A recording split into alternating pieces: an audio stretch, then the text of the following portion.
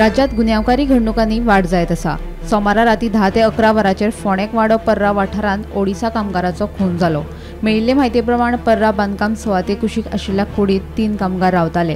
हातूंतल्या 2 कामगारांनी तिसऱ्या कामगाराचेर धारदार शस्त्रान हल्लो केल्ल्यान त्या कामगाराक गंभीर दुखापत जावन ताका मरण आयलें। खून करून 2 दुबावित कामगारांनी घडणूक थळावेल्यान फुज्यो काडल्यो। म्हापसा पुलिशेचो फुडलो तपास सुरू आसा। ऐसा अभी जो इंसिडेंट हुआ है भाई उसके ऊपर हाँ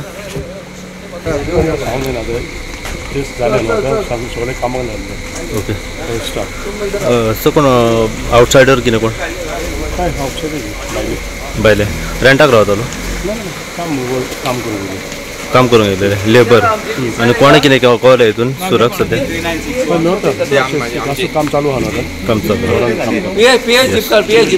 मर्डर न्हू सर। गोमंतक टीव्ही खातीर रिपोर्टर स्नेहा हसोटीकर।